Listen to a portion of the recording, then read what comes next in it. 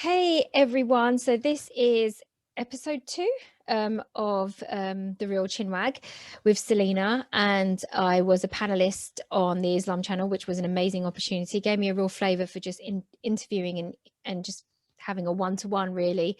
Not really interviewing because I'm not a professional journalist. Just interviewing people who have gone through genuine journeys, have learned to live their authentic self through hardship and agony and mistreatment and abuse and loss. And I don't know if these videos are going to help anyone. I hope they do. I hope they resonate. And so today's I want to say guest, but today's friend of mine, she is a friend of mine, lovely woman, is the lovely Sharon Rosenbloom. She's going to tell you a little bit about herself in a minute, but it's an absolute honor to have her on. Last week we had Mayami Meftahi, so if you have the chance, I urge you to go and have a look at that YouTube video as well. But for today, we've got Sharon, the lovely and amazingly warm Sharon Rosenbloom. And I'm just really happy to have you here, Sharon. How are you today? Thank you for your lovely warm welcome, Saleena. I'm very well, thank you. Oh, And honoured to be on here with you today. amazing. Now, Sharon, we're going to talk about your book, but your book is about you and your life and how you've overcome some real challenging times. So today's show is about grief. We're going to be covering grief. And I know a lot of people, there's thousands of YouTube videos on grief. We can all, I don't want to compete with them. I just want to corner our authentic idea of what grief is and what we've suffered and how we've survived it. So when I did this really interesting thing and I Googled grief, and the first word that came up was agony. And the second word that came up was trauma. And then the third word that came up was loss. And I thought, God, isn't that just grief on the nose? It's agonizing, it's loss, it's, unhappiness, and it's just everything rolled into one. And I spoke to a really good friend of mine the other day, and I said to her, there was a quote that I read not long ago. And grief is basically when you have lots of love, but it's got nowhere to go. And, for me, that really hit it on the nose. But Sharon, I want you to talk about your amazing book, Widowed with Kids, which I've actually read. So tell us a bit about your book and your journey. Off you go. Yes, I unfortunately lost my husband 18 years ago when I was 39. When you get married to your soulmate, your best friend, you think it's going to last forever. But unfortunately, fairy tales don't always last forever. And mine ended when I was 39. And I had two very young children. They were 5 and 7. And I never realized I was living in fear for 16 years, which is part of grief, which is, they say it's like, comes from the depression side. But grief is the darkest, heaviest, and most painful experience in life anyone ever goes through. Everybody is so unique and everyone's journey is so different. I basically suppressed my grief for so many years. I don't want to frighten anybody that's watching it, but I'm convinced I ended up with skin cancer because of suppressing my emotions so much.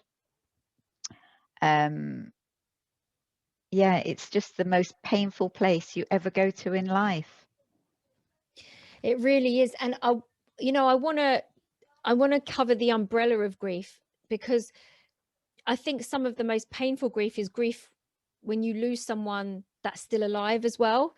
So it's just the idea of loss. Now, you lost your husband, who was, when I read the book, I mean, the testimonies that people wrote in his name, he was truly, I never knew him, but I feel like I did just through your words. And Oh, you've made me shiver just saying that. yeah, I mean, I really felt like he was in the room with me, smiling as I was reading it. And Yeah. I'm glad to do this episode with you, because I've suffered real loss in my life, a loss of innocence. I've suffered a loss of love. I've suffered, many losses. And and with that comes grief. And if it's not set free, if it's not supported, then, you know, Yeah. bad things can happen. So do you believe that when you are in the process of grieving, do you believe grief equals depression? There's many stages people go through when they're grieving. Some people say there's 5, some people say there's 7. I actually felt there was 12 all the way through. Oh, But the wow. 5 major ones are shock. And there's no particular order. It's not a linear line. It's a very dark spiral. But like the first major one is shock, and then anger, guilt, depression. And when you get to the acceptance stage is when you can finally move on in your life. And I don't mean accept that your loved one's gone. It's just you can accept that they have died, they've passed on, and you now need to start to rebuild a life for yourself. I suppressed my grief, as I said just now, for so long, and lived in fear all my life. I was scared of my own shadow. And after doing a lot of work on myself, I can now see that it's my soul's purpose in life to help others that are grieving. So based on And your as you know, answer, sorry, I was just going to say, as you know, 2020 has been the worst year for so many people. There's been so many losses, and it may not be necessarily the loss of somebody that died, loss of jobs, loss of incomes, loss of independence, so much loss because of COVID. So again, they're still feeling these sorts of emotions, but maybe not as intense as what it is when somebody actually dies. so it sounds to me like you're saying that basically, no matter, even if grief is supported in a healthy way, depression is an inevitability that that person has to go through. Because like you said, that some people say 5 steps, some people say 7, you recognize 12. And to be fair, having gone through a huge amount of grief myself, I would say there's close to 12. But it sounds like depression is an inevitability. So I guess it's about, like depression, it has to be managed in a healthy way, and in a way that's respectful to the person, whilst also understanding the ripple effects it has on others. So in your opinion, how has it affected your children, and were you able to support them, or was that like an added pressure that, you know, how did that go? It was added pressure because a lot of clients that I've seen over the years would never cry in front of their children. My mother-in-law, bless her, she wouldn't cry in her front. My mother-in-law is 89 and she lost her husband when she was 39. And when my husband died, she said to me, don't ever cry in front of the children, lock yourself in the bathroom. And a lot of clients I've seen over the years also don't show their emotions to their children. But I honestly believe if you hide your emotions from your children, they will hide theirs from yours, their emotions from you. Yeah. Mm. So we did cry together. It's very different with my son because my son's got special needs. So I was told by his psychotherapist that he wouldn't grieve for 3 years. And he used to literally say, he always used to say, when my husband's name was Simon, he always used to say when Simon was coming home, when's daddy ding dong? Like when is he ringing the doorbell? Oh And he said gosh. that every single day for 3 years. When's daddy? And I used to say, no, daddy's not coming home. Daddy died. And also, like my mother-in-law said, daddy's above the clouds. And of course we did go away. It was a couple of years later and the plane went through the clouds and Oliver's looking out the window. And I think one of it, me or my carer that came with, said, what are you looking at? And he said, I'm looking for daddy, because he was told he was above the clouds. My son's autistic and I know your son's autistic too, but they take things literally. If you say it's Literally. raining cats or dogs, they're going to be looking for the cats and Cats and dogs come, dogs, yes. yeah. Indeed. So it was very different with him. And then he did go through, after it was 3 years when he started to sort of understand a little bit more, he did have play therapy, which is fantastic for young children or children with disabilities. And they sort of played and did it all through playing and painting and drawing. my daughter was 7. We did cry together, but she was always every day, why has Daddy died? And I couldn't really answer that question. And again, she did play therapy, and I still don't think she's now 26. I mean, she was 7. I still don't think she's totally accepted what's happened. She's still got a lot of, she finds it hard to talk about him without getting upset. She is going to see somebody, but so yeah. This play therapy sounds amazing. And it can be for any type of, because I've heard of play therapy before. Unfortunately, I know quite a few couples who've divorced, and they've had to send their children to play therapy, because remember I said in the beginning of us talking that grief is a lot of love with nowhere to go, and these children really couldn't accept that Daddy was not going to be home every night, that they had to go and see him elsewhere, that bedtimes had changed and breakfast was different and the school run was different, and there was organized meetups. It really, so one of the children I know has suffered greatly, and he is on the spectrum, and he's really lashed out at his mum. His mum, bless him, bless her, has done everything under the sun that's the right thing to do by her children, but when they're angry and they have yet to mature, they're angry. And so she said a couple of her children have really benefited from play therapy. So what was this play therapy for you? Well, for Oliver, like there'd be all different teddies and dolls and things, and they'd be talking to them and explaining them what's gone on, and they literally put them in a matchbox, said that, or they had them in a hospital first, and they were giving them medicines and saying it didn't work, and Daddy has unfortunately died. The medicine didn't make him better. And then I think they did something like they put them in a little matchbox, and then they had a big sandpit, and they would bury them in the sandpit. And then I was told to take Oliver to the cemetery to show him that's where Daddy was. And I kind of felt like I went backwards, because I kind of had to go through it all again with him. You had to relive the trauma. Yeah. It was very, very difficult. But for him, he still hasn't got an understanding like you or I would have of it, but he does know that Daddy's not coming back. And I'm Jewish. Every year we light a memorial candle, and he always says who's died or something, and I say that's because Daddy's died. And he does, obviously, different things will set us off. And for some reason he'll just say to me, I'm sad. And I say, why are you sad? Because Daddy's died. And he was 5 and he's now 23, and he can remember everything. Oh yes, autistic children don't forget. He's better memory than me. And same with my son. But yeah, with Sophie, my daughter, I was always the mum and the dad, which again was hard. On things like Father's Day, I'd always get a card, as well as one on Mother's Day. But it's little things like that, and it's hard. Because I had to sort of be strong for them, but I was broken inside. That's the thing. When you're a mother, like you find this strength to carry on for your children, despite being not broken, but completely shattered and ripped to pieces inside. You feel like, in my coaching sessions, I've said it feels like someone's taken sandpaper and literally rubbed your insides raw with the sandpaper. And so that what you're saying makes absolute sense.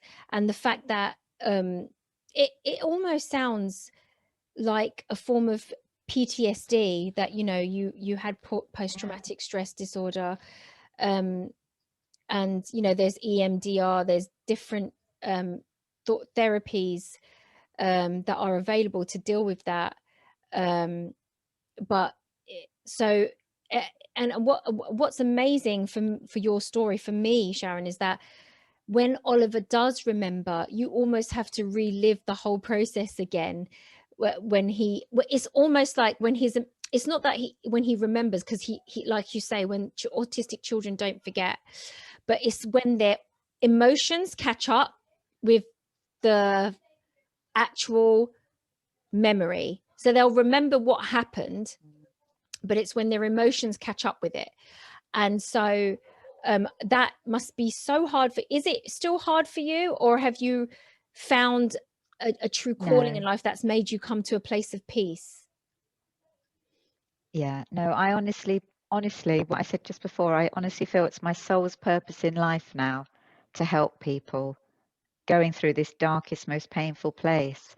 And he's heard me talk about the book, and yeah, he's some often when I'm doing things like similar to what we're doing, and he can hear me talking, and he's sitting next to me, and he's sort of saying it with me, what I say. It's quite sweet, actually. But yeah, no, he is very proud of me now. And in fact, when I got the book launch, because there's a little photo of me on the back. I don't know if you can see. No, it's not going to see Yeah, it, it's a is it? bit Because I'm too blurred. close. Yeah. Anyway, it doesn't matter. But there's a photo on the back of me, and when Oliver saw that, he was like, "Wow." Although he knew I'd sort of done a book, he didn't really sort of understand. And there's pictures of him and Sophie in the book, and he's really proud of himself as well. And That's great. I mean, yeah, that's great. I'm honestly feel so honoured that I can do what I'm doing now. So let's help some people out. So for example, when I went through a bereavement, and my loss was a different loss to your loss. So it was a family bereavement, and it wasn't, no one died, but there was a genuine loss. And you know, it was a long time in the running, very difficult situation to deal with. But I'm deeply spiritual, so there's a quote in the Quran that says God is with the oppressed, and there's no veil between him and the oppressed. So I had absolute faith in God that everything would be okay. But one of the things that we did as a family to bring us back together, and this is going to sound really silly, we got ourselves 2 rabbits and a frog. And the frog is called Dave, and we've got 2 rabbits called Luna and Obi, and they've just brought so much life to and bonding to the family. And yeah, so we've found we have done therapy, we've done counseling. Like I have, my life is an open book. I have no qualms in sharing that with people, because life is messy and horrible, and you've got to, but that it has to be that way in order to develop certain people. And I said this to you, I felt really uncomfortable. Do you remember when I said I feel like your husband had to leave for me to be with you? And even though that's a horrible thing to say, I'm grateful for knowing you. And you actually agreed with me, and I was so relieved that you did. No one's happy that your husband passed, but we're certainly happy to Yeah. know each other and help people, aren't we? I can now say that Simon's passing has been a gift to me, so that my soul's journey now can help others that are suffering this dark pain or this heavy pain. So yeah, I totally get what you're saying. And if I didn't have my children, we probably wouldn't be having this conversation now, Saleena. Agreed. He was diabetic, and I had a fridge full of insulin and boxes of syringes, and my first thought was, I don't want to be here anymore. Yeah. And if I didn't have the kids, I would have taken my life. And you know what is so real and raw that you say that, Sharon, and so authentic. I have been in the same place as you, not a fridge full of insulin, but something else. And I want to dispel this notion that people who are suicidal or have suicidal thoughts, that they are selfish. They are not selfish. And they fully understand the magnitude of leaving loved ones and children behind. But when you are in so much emotional pain and you can't find a way out, there's a part of the brain, in the common tongue it's known as the reptilian brain, and it's the basic part of the brain where when you're so overwhelmed with pain, you will do anything to stop that pain. You just want the pain to stop. So Yeah. in that moment, because all the other areas of your brain, the hippocampus, the amygdala, it's all shut down, the the basic primitive brain takes over, and there's no logic in that, and you're just in so much pain that you just want that pain to stop. And it's like, you know, it's why Yeah. people crack under torture when they can't take any more pain. And there's been so many scientific studies. I wish I read, thanks be to God, I read a lot, and study upon study upon study has fully confirmed that there is zero difference between physical pain and emotional pain. They hurt in exactly the same way. It's just that there's no No, bruising or I cuts. think emotional pain is worse. Absolutely, I'm with you. Emotional pain, I believe, is worse than physical pain. Sorry, Yeah. Saleena, to disagree with you, No, but I I'm think now in emotional agreement with pain your, is worse. yeah, I agree, because you can't see the scars, you can't see the No. bruising or the cuts unless that person's obviously self-harming. You can't see. So yeah, you've changed my mind. I'm absolutely in agreement that emotional pain is worse, and it's the Yeah. pain that people take the most advantage of as well. Because in your book, the amount of things that people said to you where I was like, oh my God, they didn't say that. They couldn't. How could you You know, possibly it's, say we that to can someone? share it with the people Yes, watching, but share it. yeah, what things that people say, and it's not just me, a lot of people get the similar sort of things saying, like, I used to take my daughter to school and people used to say, I'm so sorry, I know how you feel, I lost my mum or I lost my grandparent. Well, losing a parent or a grandparent isn't the same as losing your husband.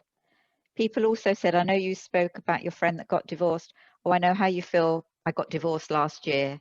Well, the children still have their father, even Yeah. though they're living separately. My kids didn't have their father. And somebody even said to me, oh, at least you haven't got, your mortgage has been paid off. And that one I think was the worst, because I'd rather, I mean, okay, yes, they were in debt, but I would rather be up to here in debt and have my mortgage, you know, than to say that at least your mortgage has been paid off. It's just unacceptable to me. But listen, And it takes all sorts to make a world.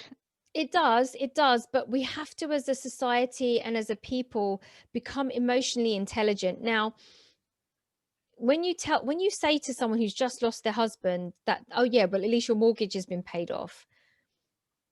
I've Like, also had, at least I lost my cat last year, or I've lost my dog last year. I mean, I know some people that's like a child to them, but it's, how no, can you look, compare? grief, that you can't compare. Grief is very, like, so for example, for an old lady I know who's down the street, when she lost her dog, it nearly killed her, because she'd lost her husband, and that dog, it wasn't the dog, it was the embodiment of her company. So when she lost that dog, we nearly lost her. And she was elderly, she's one of our neighbors, and I really, whenever I can, take care of her. So I don't want to get into a space where we compare grief, because for you, this is the No, you part, can't. yeah, this is your husband, your life partner, your best friend, the father of your children. For your children, it was their father. It's half of all they know, half of all they know, you know. For that woman, that dog was her whole world. So, but the people that were saying these things to you, you might think them, but you don't have to say them, you know. Do you see what I mean? That's where the emotional Oh, intelligence yeah. comes from, you know. That person who has a mortgage and is skyrocketing in debt might feel like they've got so much anxiety over it that they can't breathe. Fine, you can know that and let that be your truth. But when someone's grieving, why compete with their grief by telling them something? Not all a mountain of gold you would swap to have your husband back here. So yeah, I totally Yeah. get it. And one of the things that should come out of this interview is that people need to learn how to speak to others who are grieving. And if you don't know what to say, and please educate me, Sharon, I'm of the view, if you don't know what to say, just put your hand on top of theirs and say nothing. Send a text with Well, 3 when I X's used to on. take my daughter, yeah, when I used to take my daughter to school, people would cross the road rather than speak to me. I'd go shopping, I'd be walking up the aisles and I'd see people would see me and they'd go up the other aisle quickly. And it's because people don't know what to say. And I get that now. But always, like you just said, I know you can't do it now because of COVID, but all I wanted was a hug from somebody, or just to be told, I'm here if you want me, not to sort of run away and avoid you. Yeah. But again, it's because other people don't know what to say. So let's give them some pointers. So hug when COVID makes it safe. A hug. Send Yeah, three exactly. Send three kisses on a text. Say hi. Yeah, or just say, I'm here for you. I'm here, or I've made too much dinner. Can I just drop some at your doorstep and run off? I'm out at the shops. Would you like a packet of bagels? There are, you don't have to talk about the thing, because you're never going to be qualified to talk about the thing to that person. No. So don't abandon. Look after the children for an hour. Yeah. Do you need a shower? I will come over and bring Play-Doh, and and would you like to talk about it? No, brilliant. We don't have to talk about it. What do you need? What do you want? What will make you feel comfortable? These are all ways. I remember when, funnily enough, you caught me at my auntie's house, who's my hairdresser, this morning, didn't you? And when she lost her dad, I said to her, I'm here, Auntie. There's nothing I can say, but I'm here. And that was, she said to me, that was the most intellectual response she'd received all day, And then I said to her, I'll offer prayers if that's okay with you. So, okay. So first of all, lesson number 1 from today is just ask the person what they need. Don't feel awkward and don't run away. And if you can't say anything, just a pat on the hand when COVID permits will be enough. What advice could you give to the person who's potentially going to watch this and is grieving and has lost a direct loved one, be a father or a mother or a husband or a child? It's also very, very important to say their name. Say the name? Always say their name. Yeah, and especially when you're talking to other people, because other people will avoid saying their names to stop you feeling uncomfortable. So it's always important to say their name. To recognize that they were here. Talk about happy memories. Yes, yeah. And talk about them all the time. I still do. I mean, and I'm 18 years down the line. But always talk about them. Laugh about, or cry about them, however you're feeling. Don't stifle the feelings, let them out. Yes. Yeah. And there'll always be bad days, because there's always going to be anniversaries, birthdays, different occasions, the anniversary of their death, anniversaries that you maybe got if you were married, if you got married, but always celebrate those days. And you could be walking. I do remember this now, thinking back. It was probably within a year of Simon dying, and I was in a lift, and there's music playing in a lift, and there was one song in particular that reminds me of Simon. Was I Just Called to Say I Love You. And of course, what came on in the lift was that song, and it was packed. We were in it and I was just flooding in tears, and everyone was looking at me.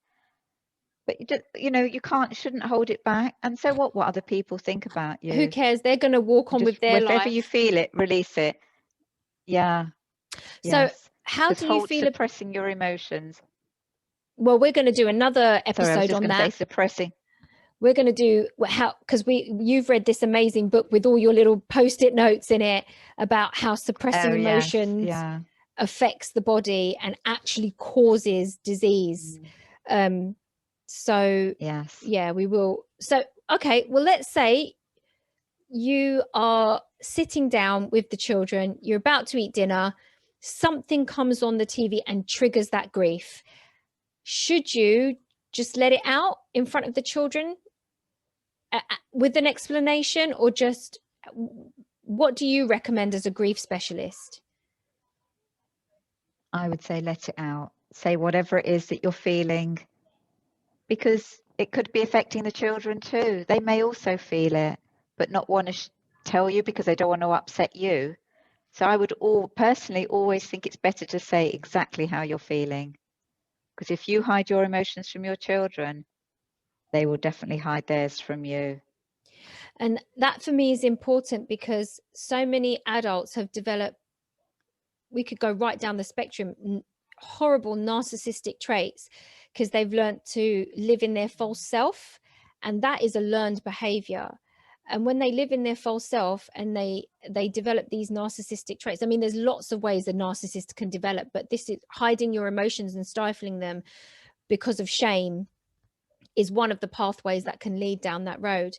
So like, my son's autistic, so the other day he spoke to me on the way to the school run, and oh my goodness, he really opened up, and he just out of the blue just told me about his greatest fear, right? And I think it's because he's getting older and more aware, and a few people he knows, their parents have separated, and he was able to verbalize that his greatest fear was that me and his father would divorce. And for an autistic child to verbalize that, I literally almost fell off my seat. I couldn't believe that in an inarticulate way he was able to verbalize that, and the whole time he was giving me eye contact. It was like, when I came home, because I'm from the Muslim faith, and when you're happy about something or even sad about something, you give charity. So I had like an extra $5, so I phoned up one of my favorite charities that deals with children, and I said, I'm just going to give £5 in the pot. It's not much, but you know, there's £5 for you, because my son achieved a milestone today, and I'm just so proud of him. And I said to him, right, you need to go home. Are you comfortable verbalizing that with your dad? And he did. And we had a good sit down together as a family. We realized that it was a discussion that him and his sister had together. This is like a 9-year-old and a 12-year-old. Your children are more emotionally intelligent than you realize. So long as it's handled in the right way, I think you're right. I think you need to let them know that it's okay to cry. It's okay to be sad. It's okay. Rather than acting angry, I've trained my son, say you're angry, you know. So amazing. So say the person's name. Recognize that they existed, which the testimonials in your book 100% did. Don't stifle your emotions, because you'll cause a huge amount of dis-ease in your body, and that will lead to disease. Okay, so what else? How does someone get to acceptance? How did you get to acceptance? Well, I lived in fear for probably 16 years. I was scared of my own shadow. I wouldn't do anything on my own. I filled my cup up, I suppose, with I had 2 relationships. Yeah, which were just. Sorry. This was my phone talking. That's no problem, because everyone can probably hear my children and my best friend's daughter screaming. So we're all about real on the real Chinwag. Yeah, so carry on. Yeah. Sorry, what was it? What did you ask me? It's gone now. So acceptance. How did you know you got to a place? Yes. Sorry. So like I said, I had 2 relationships that, again, I was trying to fill my cup up. I wasn't happy. I never ever loved myself, and I lived my life in fear. And I started doing some personal development, and I was Miss Fearful. Like I said, I was scared of my own shadow, and I decided I wanted to be Miss Fearless rather than Miss Fearful. Now, this is a bit of a story, but I hate heights. And I don't know if you've watched I'm a Celebrity, you know, when they do the skydive into the jungle. Of course, I hate spiders, so I just want to watch it for when the celebrities put spiders in their mouth. Used to make, well, that used to make me feel physically sick. And I thought, I'm going to do a skydive. And there were 6 ladies that were going to do it. We were going to do it together. And one by one, they dropped out. And I thought, I'm still going to do this. I'm going to do it on my own. Anyway, long story short, I couldn't do it because of health reasons that I've had in the past. I wasn't allowed to do it. And then I was gutted. I really, really wanted to do it. And I had a light bulb moment. I thought, I'm going to write a book. And as you know, my surname's Rosenbloom, and I was going to call the book A Rose in Bloom, because I really feel that's how I was becoming at the time. And then halfway through, I just got the light bulb moment. I want to help people that are grieving. And I felt like it would be a tribute to my husband. And last year, when it was launched in December, it would have been his 60th birthday. So I just thought, what an honor to him, and an honor, I know he'd be so proud of me for what I've done. What a legacy. And that's how I wrote the book. It's a legacy. Yeah. It's a legacy that, and I often talk about legacy because a lot of people make decisions that are really, it's hard to get your head around them. And then I say, well, what, it's all very well for when you're in your 20s, your 30s, but when you're in your 70s and your 80s, and all the people and all the mistakes you made, like, we're all human, we're all fallible, but some mistakes are choices. And you just think to yourself, on your deathbed, what's your legacy going to be? Who's going to be there at your funeral praying on your behalf? What are your children going to say about you? Because that's all that matters, because we're all, how many billions of people have already left this planet, My nan she didn't pass from COVID, but COVID aggravated her dementia through isolation, because there was only so many window visits that she could take. And, she had a tough life, my nan, but everyone used to call her Sweet Lady. That was her nickname, because she literally went through life smiling, and she really went through a lot of abuse. And she never stopped smiling, and she never let that break her spirit. She never stopped being kind. She never stopped being gentle. She was so famous for that. And when she died, we had to almost hire a bouncer, because during COVID, we had people fighting over the 30 spaces that we had for her funeral. And I was like, because I've learned so much from you, I was sobbing the whole way, because my daughter, who was only 8 at the time, she even to this day sleeps with her old nightie. She sleeps with it every night because it still smells of her. And, I just was so sad that I'd never see her again. And my daughter couldn't understand in her 9-year-old brain that she will never see Paranani Ka again. And so I think it's really important, that legacy. I mean, when I looked behind me and I thought, this woman wasn't a businesswoman. She was a mum. She was a grandmother. And that's it. But the love she left behind, because I can't think of one person she hurt. I'm 41 years old. I can't think of one person she hurt. What a legacy of love to leave behind, right? Yeah. So it is all about legacy, and your book is a legacy to your husband and for your children. And I'm sure there'll be another book down the line. I'm sure there will be. So, well, I said no when it was first launched, but I've had the light bulb moment again. There may be one day now. I have had a second I'm going to push you, funny, Sharon. when I was at school, well, listen to this. When I was at school, I hated school, and I bunked more school than I ever attended. And I had got 2 U's and an E in English. So whenever I met anyone and told them, I mean, I don't know if people know on here, I'm, as well as an author now, a very proud author, I'm a counsellor, psychotherapist, hypnotherapist, life coach and naturopath. And I remember when I was studying homeopathy, I had lunch with a lovely lady and just told her my story, losing my husband, my health issues, my son. And she said to me, oh, Sharon, you should write a book. And I just laughed. I said, I can't write a book. And somebody else had said that to me. And again, I thought, there's no way. I've always said, I can't write a book. I'm hopeless at English. And then when I decided I was going to do it, there's no such word as can't. No. I've done it. It's not what's the word, an academic book, but it's written from my heart. Absolutely. And it is available on Amazon. I know it will help so many people.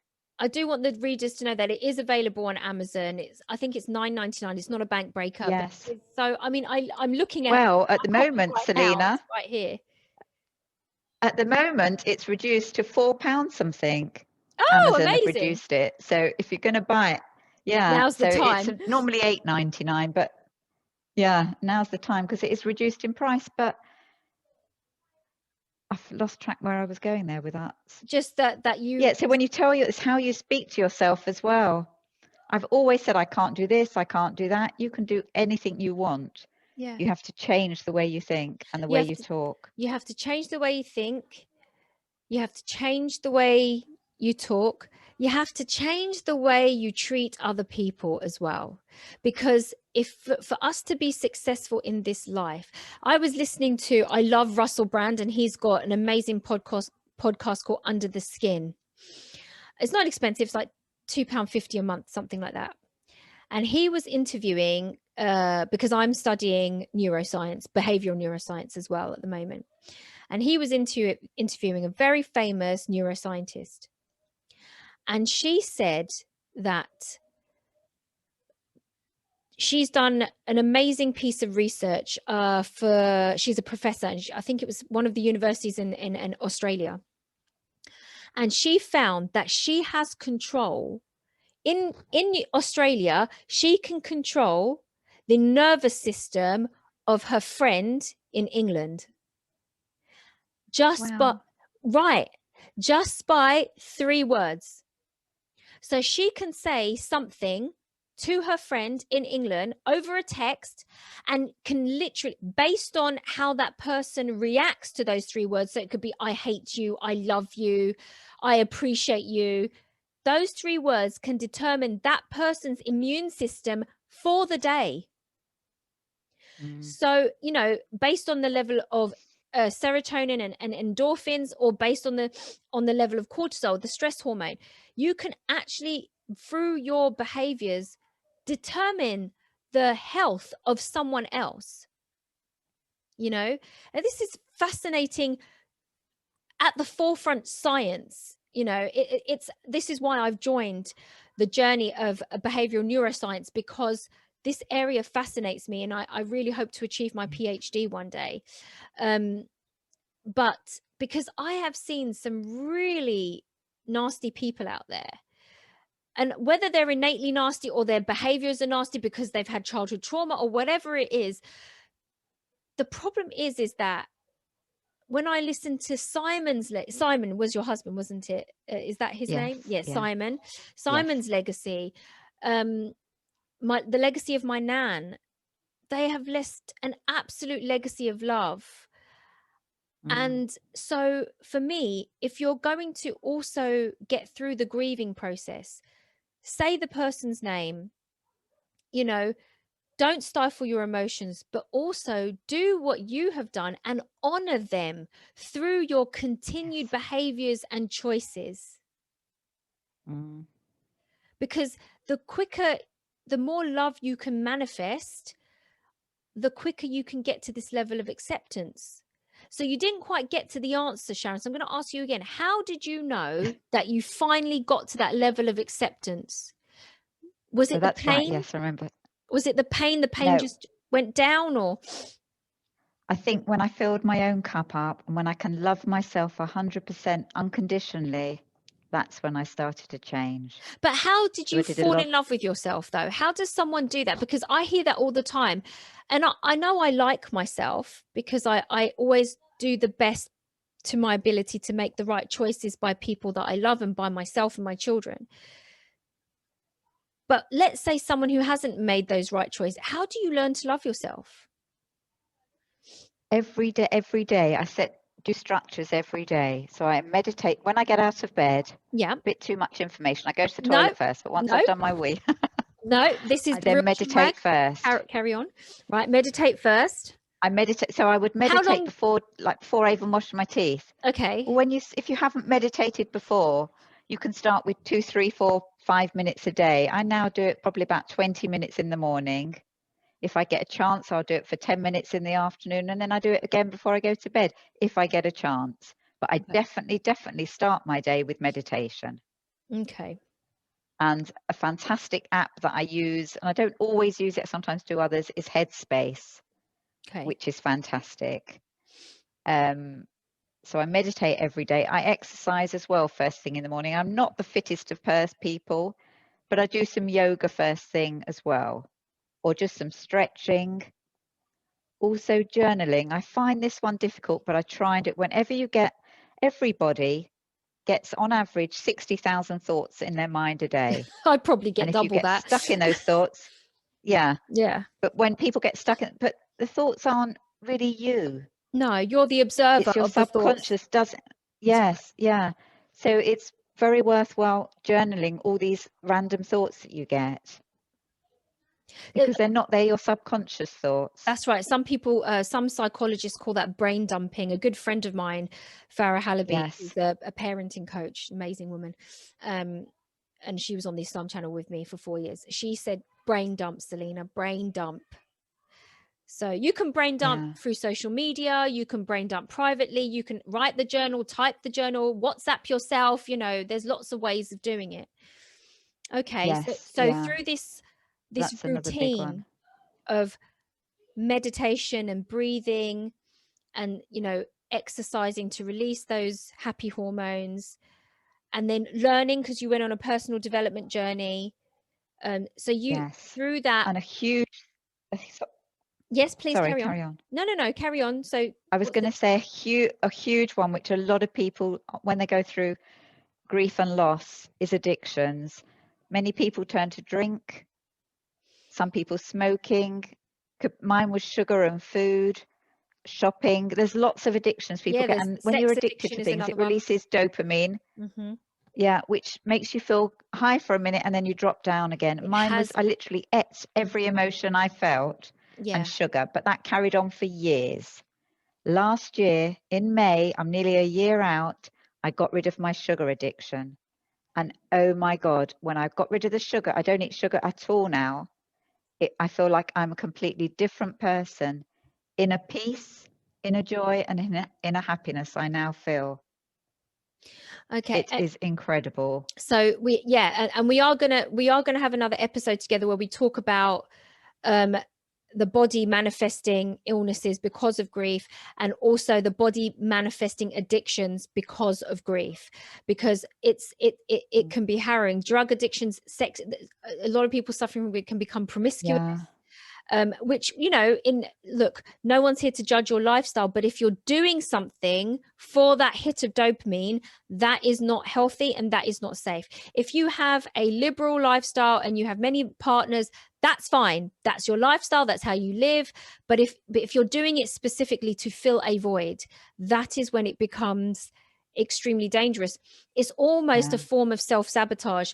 It's a self-sabotage. It's also a form of self-harming, because you can't control what's happened to you, and that's also one of the most painful aspects of grief, is that something has happened to you that you have no control over. So what happens is they start to do things like anorexia is a big one from grief. Start to do things like that, because that is something you can control. You can control how much alcohol you take in. You can control how much food you eat or you don't eat. So it's like almost your brain retaliating, saying, okay, I couldn't control this, but I can control this. So that's another. Okay, well, it took the pain away, though. Yes, when I fed it, it takes the pain away. Numbing it as well. Yeah, it does. It just makes you completely numb.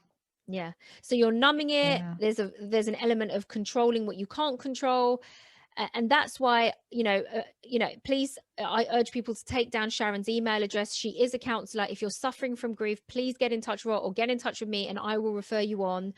So I think we've covered quite a few helpful points, all the way from what caused the grief to how you dealt with it, how it affected you. We covered some of the steps in order to get to acceptance. I do feel we need another episode on acceptance and the personal development journey that you went on. But Sharon, before we end our session together, our time together, is there anything you want to say to anyone who's suffering, who needs help? Honestly, the only thing I would say is, if you are suffering and need help, please reach out. Don't feel you're being strong by doing it on your own, because you're not. The more you release, the stronger you'll become. Amazing. So yeah, So definitely. release, relax, release, relate, release your emotions, relate to someone, and then you'll find relaxation in that. 3 R's. Well, yes, yeah. Yeah, it's funny because I was 39. Like I said, I'd never ever been to a funeral in my life, because in the Jewish religion, if your parents are still alive, women aren't meant to go to a funeral. And my parents were both still alive when my husband died. Girls also aren't meant to go before the age of 13. So officially, me and my daughter shouldn't have gone to my husband's funeral. That didn't happen because I'm not religious, and I No, felt and we you both needed should have been closure. there. But yes, Yeah, that yeah. was another thing actually with children. A lot of people, well, I know in the Jewish religion, they don't want to take their children. And I gave my daughter the choice. I said to her, you can either come with to daddy's funeral or you can go to one of your friends. And because I didn't want her to be, when she was older, well, mummy never let me go. And And so, resent yeah, I do you. think it's, again, So and I would say to anyone who's watching this, like Sharon is from the Jewish religion, so this is a very personal account for her and her. But you know, as with all religions, they are here to guide, and if you decide to do something that's not recommended, that's your choice, isn't it? And you have to do yes, what's best for you. And in fact, on our next episode, we will definitely be talking about spirituality and grief, because you very honestly said to me that you lost your sense of spirituality during the grieving period. And this is why I love the name that we chose for this show, The Real Chinwag, because we don't hold anything back. So yes, the next episode, we will cover grief and addiction, grief and acceptance, grief and reconciling your spirituality with grief. I think that's a big one. Amazing. definitely. So Sharon, I just want to say a massive thank you for agreeing to this, because I always say Thank you, to people, Saleena. no, you're very welcome. Thank you. I am so blessed to be surrounded by so many empowered, safe, emotionally intelligent, academically intelligent women and men, because I will be having men on the show as well. So thank you so much. And thank you to everyone who made so many comments on the first episode that we did. It was really lovely to have it so well received. And if you've got any tips and recommendations or subjects that you think I should cover, then all ears. This is not professional. This is literally people in their homes via Zoom, just having an honest talk about some real life stuff. So thank you, everyone. And Also, if anyone puts questions up, once this is out, if anyone puts questions, please forward it to me, or if you answer, yep, I obviously will forward it to me and I'll happily that's a answer good the idea. questions too. Yeah, absolutely. So any Yes. comments, I will make sure I tag you in them so that you can see and respond immediately. Okay, then. Yes, Thanks, thank you. Sharon. It's been an amazing You're welcome. Thank over you. hour. Thank you so much. And until the next episode, for sure.